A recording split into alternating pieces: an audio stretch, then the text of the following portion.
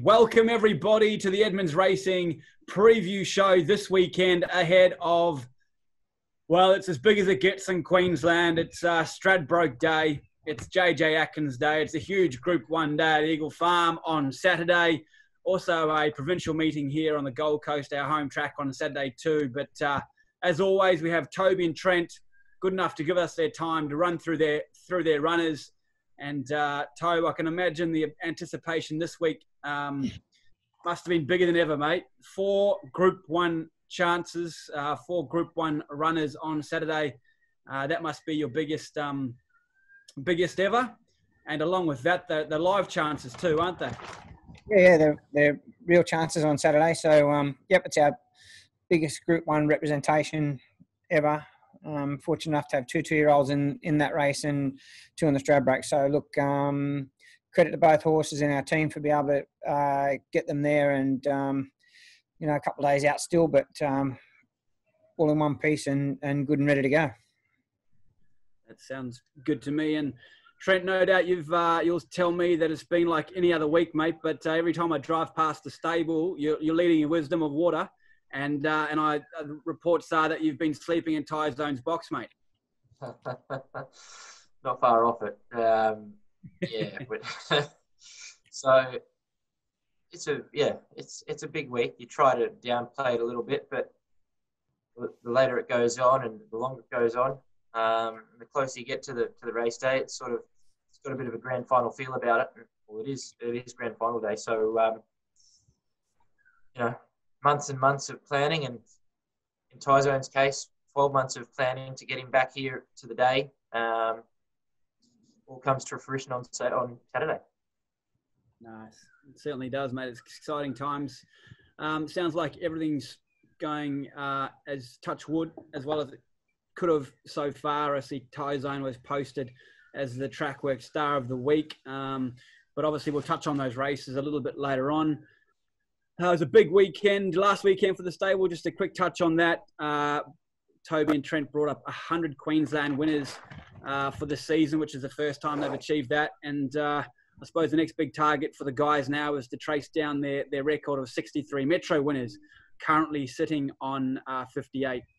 Before we get stuck into this weekend's runners, just a quick shout out to all the owners that have runners this weekend. Make sure, everybody, you touch base with Clint Shipsey. His email number at the bottom of the screen here. I know that the Uzmanov owners from a couple of weekends ago are still snacking on lobster. Such was the great deal they got there and his winning performance from Clint and the team at Sportsbet. Always look after our Edmonds Racing owners. All right, we're going to have a look at Eagle Farm Saturday. Good 4 track. There's a 9-race card there.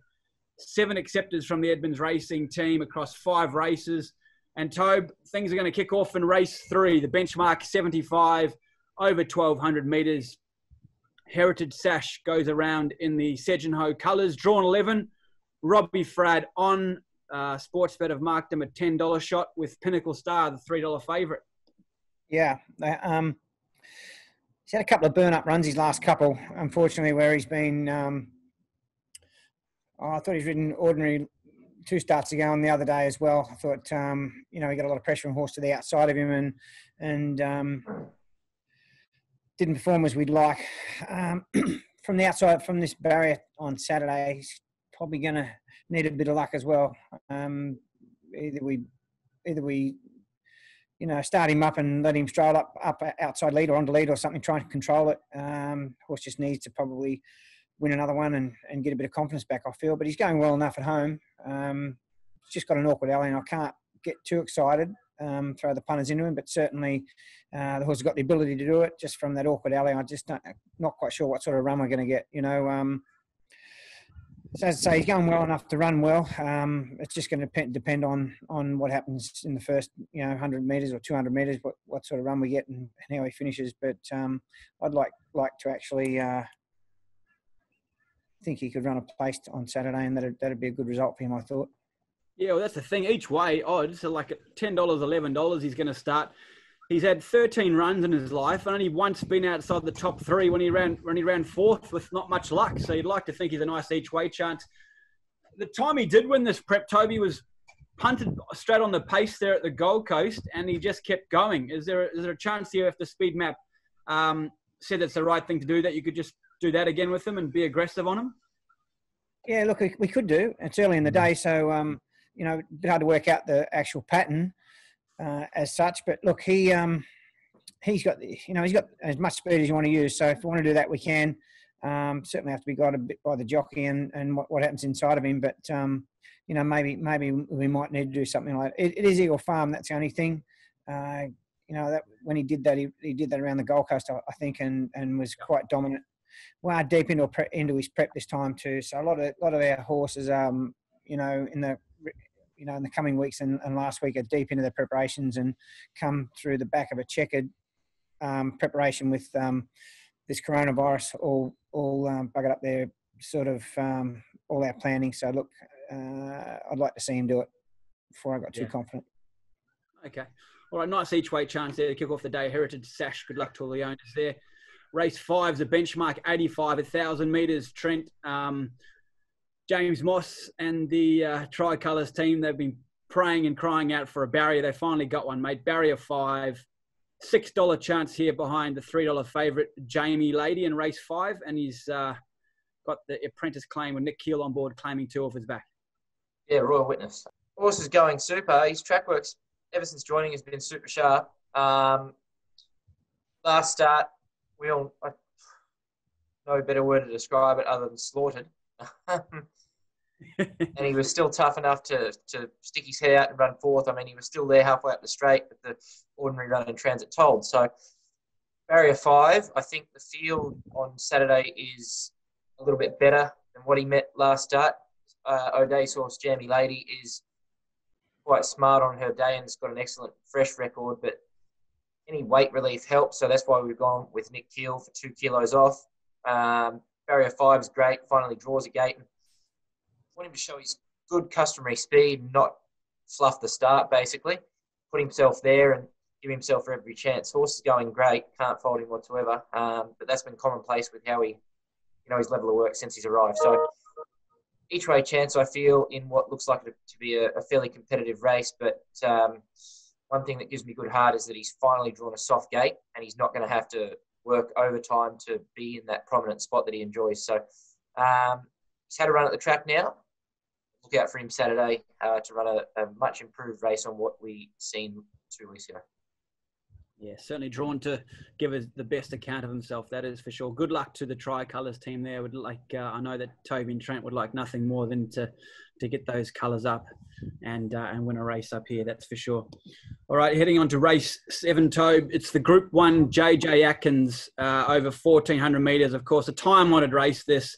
A stallion-making race. The likes of Zedative, Mosman, Show a Heart, Darcy Brahma have won this race in recent times. The likes of Press Statement and the Autumn Sun have won this race. It's a really big race on the calendar from not only a racing point of view, but a breeding point of view.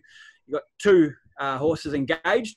Number 3, Wisdom of Water, drawn 10, Robbie Frad, a $6 chance. And number 5, the Drinks Cart, barrier 8 for Brad Stewart. And the market has him a $26 chance.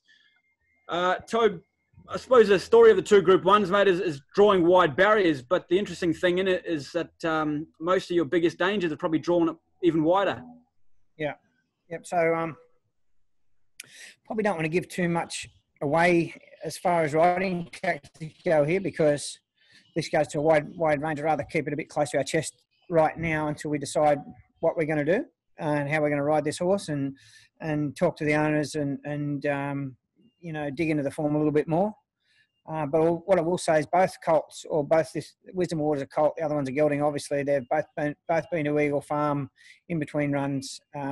They've both strode out there nicely. Wisdom Water's been twice, and the Drinks Cart once last Saturday morning, and obviously Wisdom Water last Saturday morning and the Saturday before. So got a chance to have a stretch out on the track, and so we've done everything we can in that regard to accustom both horses to the surface, and that's one of our biggest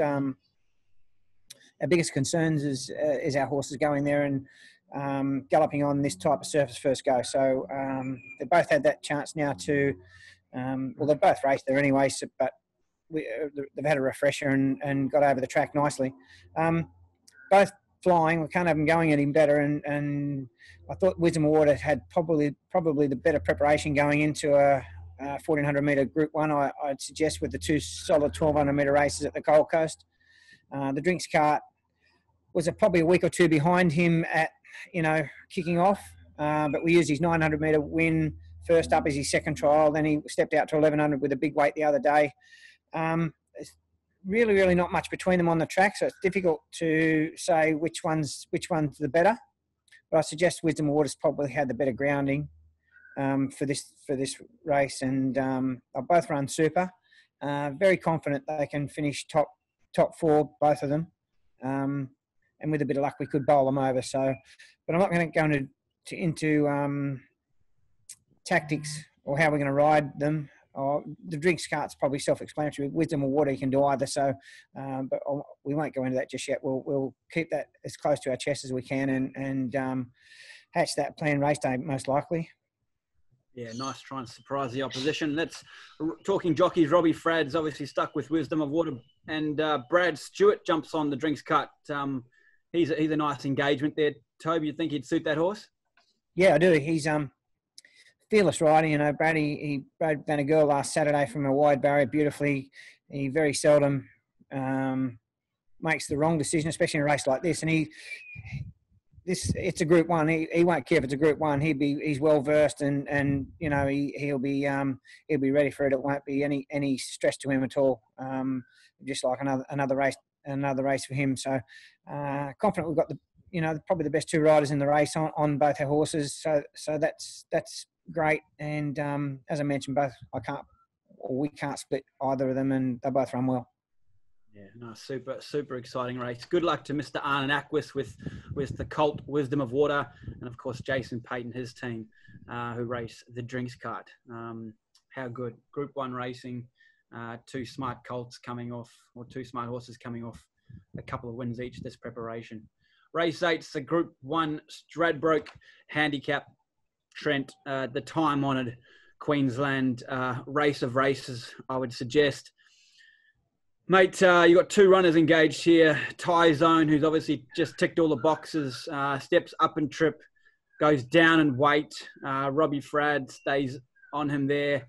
He's a $16 chance of Sportsbet. And Winter Bride for the Sedgenho team, a Group 1 performed mare that obviously will be looking to run out the 1400 metres for the first time. Going into the race, mate, two live chances. You would have been a little bit distraught, or you were distraught post-barrier draws. How are you feeling now? Not so bad now, to be fair. I suppose it's always a bit of a kick in the guts when they're hand-drawn and we still draw crap. But look, they each come in, all the emergencies are drawn inside them anyway, so they each come in 5, Winter Bride into 11, Ty Zone into 16. Very important that Winter Bride gets cover very quickly.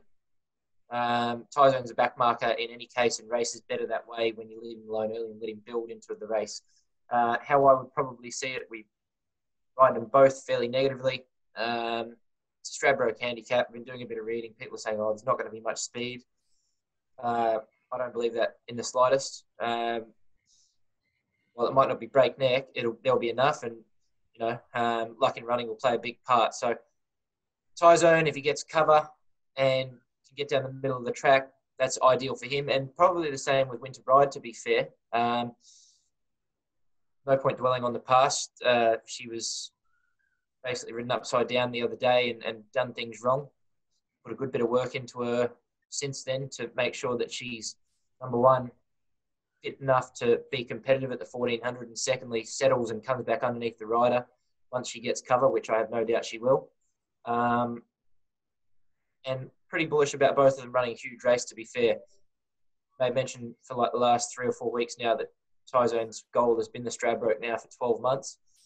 And he's peaking at the right time. Work Tuesday morning was outstanding. I haven't seen him work up that strong and that well within himself for a very, very long time.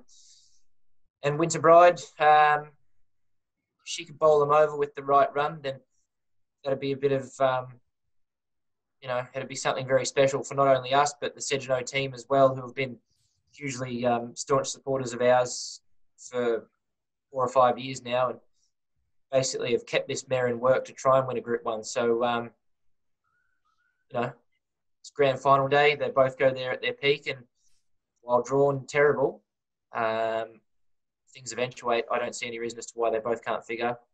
Both going super. Lovely to hear. Well, good luck to Tyzone, the team, Tom Headley, Roy Chalimi there, and Winter Bride to Sedgemoor. Guys, for the Group 1s, is there a special spot at Eagle Farm where you like to watch the race? Toby, I think you stand by the number 1 stall, do you? Like you do at the Gold Coast? And any other sort of lucky jocks or lucky socks that you'll be wearing on the day? No, nothing superstitious that way. I like to watch it out where the horse is coming back in, because it's right beside the track and right underneath the TV. So I watch it from there normally. So I won't change that this week. And nothing superstitious. No socks or undies or anything like that. Yeah. Okay. Very good. And what about you, Trendy? Nah, nothing at all. I'll go and sit in the grandstand. That's about it, really.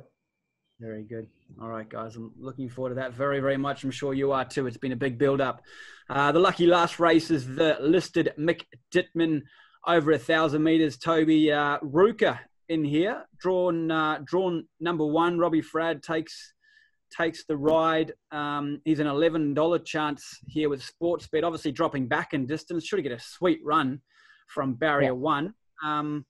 Interestingly too, like the favourite in the race is Needorp. Along with Aquitaine of James Cummings. But this horse actually beat Needorp at Moonee Valley that day in the spring.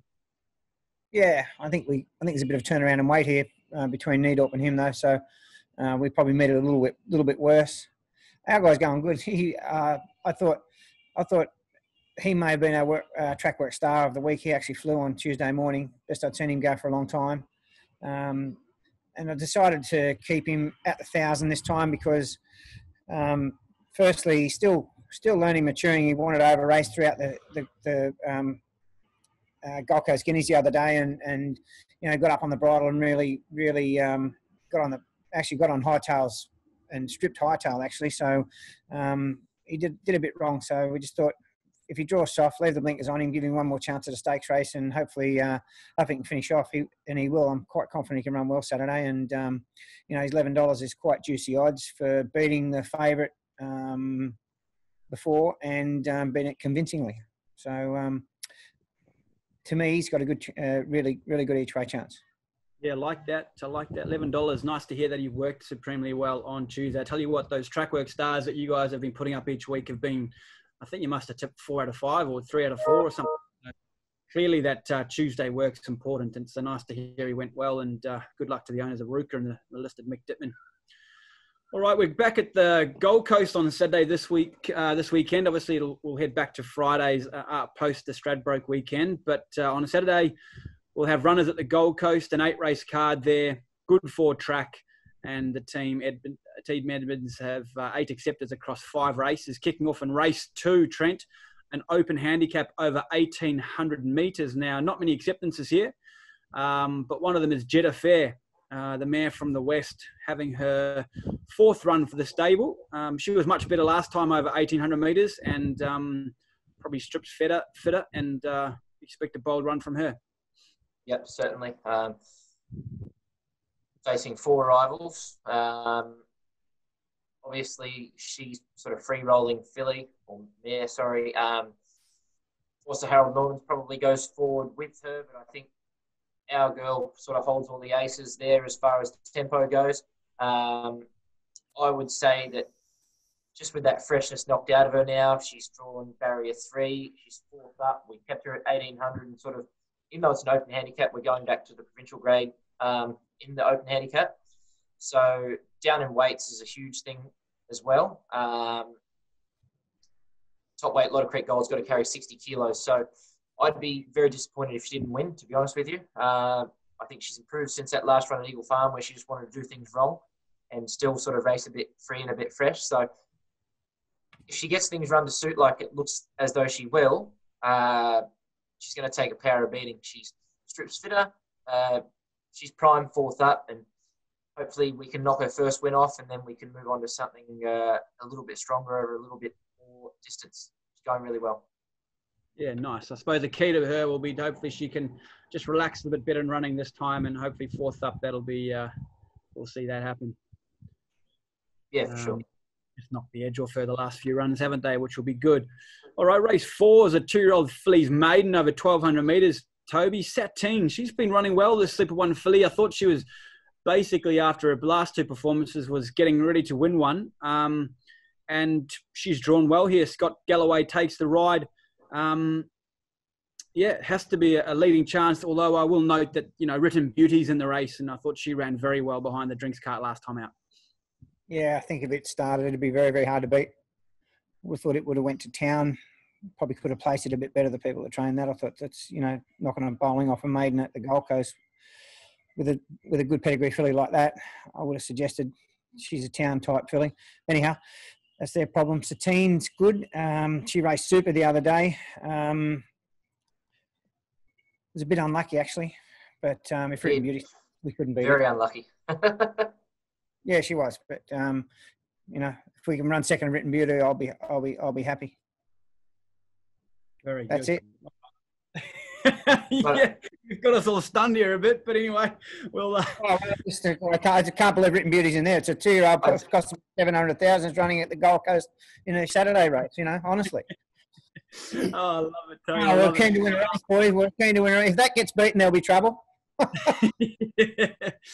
15 or 20 at the door.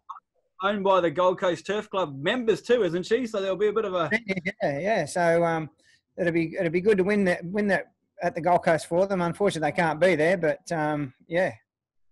Anyway, there'll be a lot of happy people anyway if she can win. That's for sure. All right, race 5. Let's move right along to you, Trent.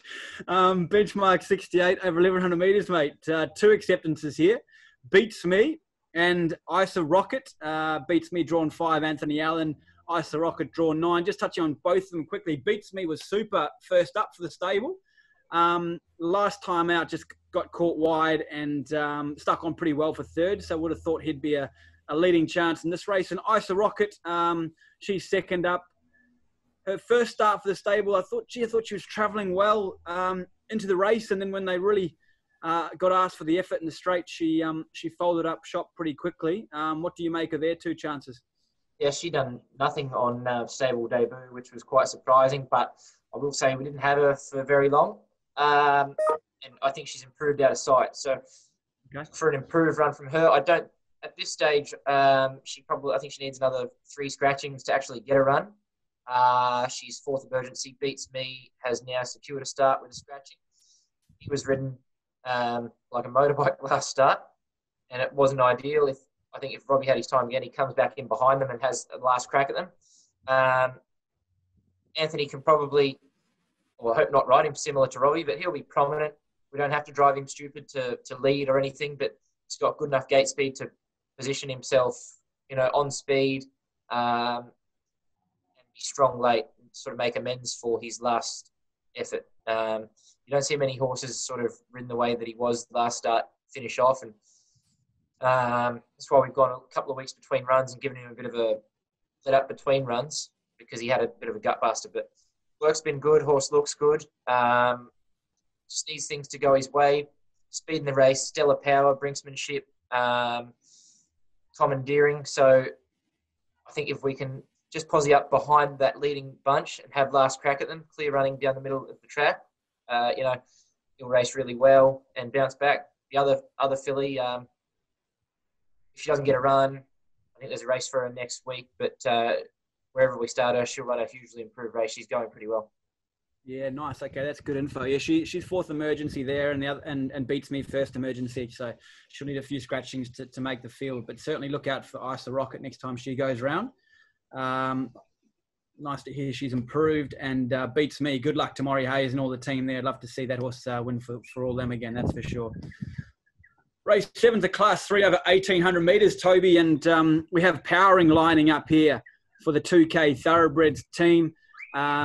He's 4th up, over 1,800 metres, same track and distance as his last start where he was pretty disappointing, but to be fair to him that day, it was a heavy track. He's back on the good ground here, and he's drawn to put himself in the race, which I think is the other thing you mentioned last time, is that he's probably just a horse that likes to be in the race from the start, and he's most competitive that way. Yeah, you're right. So the other day, I thought the rider was a bit negative and ended up getting back into an impossible position. And the wet track, then the horse couldn't gain traction. So hopefully the weather stays away this week. It was a bit cloudy today, and if we get a bit of rain, that track will chop up pretty bad again. So I'd suggest if the weather stays as it is and we don't get any rain, the horse can run well. But if it does get a bit of rain and the track does get a bit messy, forget him this week and possibly look for him to get back on a better surface. I do like Anthony on him, Dad, because he's a strong, aggressive rider. Hey, We've been missing him a bit, Anthony Allen, sort of on our provincial runners, especially at the coast. He rides the coast well and strong and aggressive, and he's got a good strike rate for us. So hopefully he can get the best out of this guy. Actually, when you mention that, Trent, I agree. He's a good kid and he tries very hard. Yeah, beautiful. I see he's on. Except when he's protesting. We went through that. Don't leave it there. I love it. And just a nice message here too from the 2K team, Faye McCall, who's in this horse. Sadly lost her husband, but they just messaged through there before to say that this horse meant a lot to Faye's husband, Jim. So a big shout out to the McCall family. Very sorry for your loss, and we really hope Powering can bounce back in a big way for you all this weekend. Yeah, very sad. Terrible to hear that. Yeah, just shows how much these horses and the racing means there, and hopefully we can bring a bit of joy on a Saturday for them. So big shout out to the McCall family. Yeah. Race 8's a Class 2 over 1,400 metres. It's a lucky last race of the day, Trent. By this stage, mate, you'll know if you're a Group 1 winner or not. I suggest, Touchwood will be flying high by this stage, and we can end the day on a high note. 3 acceptances here. Brocky, who's drawn 8 for the Archer Park team. He's been in good form. His form on paper probably doesn't read as well as he's actually been going, and he looks like a main player here. Number 4 is Fast Dealer. Nathan Fazakali takes the ride here, and he is first up. Obviously, a horse looking probably for a bit further. And we also have Just Jessie accepted for the race, but she's drawn atrociously in barrier 18. Talk us through these runners quick, mate, if you don't mind. So Brocky, we took the blinkers off him. I think he does too much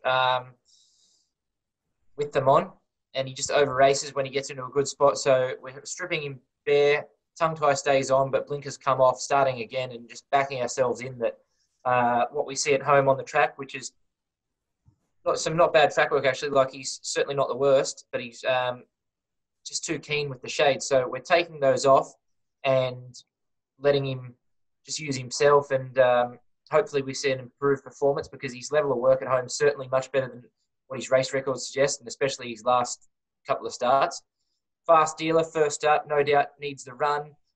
Last two weeks or so, he's started to make big strides and improve out of sight, but he'll need the run Saturday and look for him over further. Just Jessie, Sunday, Ipswich. Sunday, Ipswich. Alrighty, understood. So forget about Just Jessie and the lucky last. It'll be Brocky and Fast Dealer carrying the stable hopes there. And I would have thought Brocky looks like a really good chance for the Archer Park team. So very good, very best of luck to them. Just quickly, guys, Ipswich Sunday Provincials. Haven't got the barrier draw there yet, but just a quick one. Tactical move, Just Jessie and potentially Brocky. Tactical move, you'd think could be a nice chance, and Just Jessie and Brocky if they all run. Yeah. So the 3 of them can run well if we run them there. Tactical move, actually, the draws just come through, so he's drawn 6. Michael Carl on, he'll run well. Just Jessie will skip the Gold Coast from the bad draw. She runs well at Ipswich as well. Just have a look at her draw. It's just come through too, which is she's drawn 8 with Robbie Fowler on, and she's had a couple of runs at Ipswich now and ran well. So both those can run well. Beautiful. All right. Sounds like some nice chances there on Sunday too. All right, team. Well, I'm going to hand over to Clint Shipsey from Sportsbet. He is going to take you through the Sportsbet charity bet of the week. Of course, Trent getting Vanagirl up last week, Tobe, so you've got a bit of ground to make up now. Looking forward to hearing what your best bets are for the weekend. All the very best, guys. Hope it's a Group 1 winning weekend for you both. Thanks, mate. Cheers, Bruce. All the best. Thanks, Bruce. G'day, everyone. Well, the Sportsbet charity bet of the week time again. And Trent, mate, you have been on absolute fire lately, tipping 3 out of the last 4 weeks, and you're gunning for 3 straight, mate, this week. So Varna Girl last week, very strong, dominant win. Congratulations to you both and the team. Paying $3.40 on the Sportsbet top tote, which now brings you up to, mate, a total of $1,245 for your charity choice of MND Australia. So well done to you there, mate. So following in from that, who will be your Sportsbet charity win bet of the week? I'm going to go Jeddah Fair at the Gold Coast this week. Thanks, mate. Jeddah Fair Gold Coast race 2, number 2, Anthony Allen. And Toby, mate, it's been a bit of a drought since your last win, so we need you to get back up there, mate, and make some money for Bravehearts. Currently on $725. What will be your Sportsbet charity bet of the week? Tactical move at Ipswich on Sunday. Tactical maneuver at Ipswich on Sunday. All right, both. Well, good luck and best of luck to the team and all the owners over the weekend. And as Bruce probably would have mentioned to you all also, during this Winter Carnival, we are rolling out the red carpet for the Edmonds owners. So please feel free to reach out to me directly on email, and I'll be able to look after you for your horse running this week. Stay well. See you next week. And if you're having a bet, as always, gamble responsibly. Thanks, guys. Thank you. Cheers, Clint.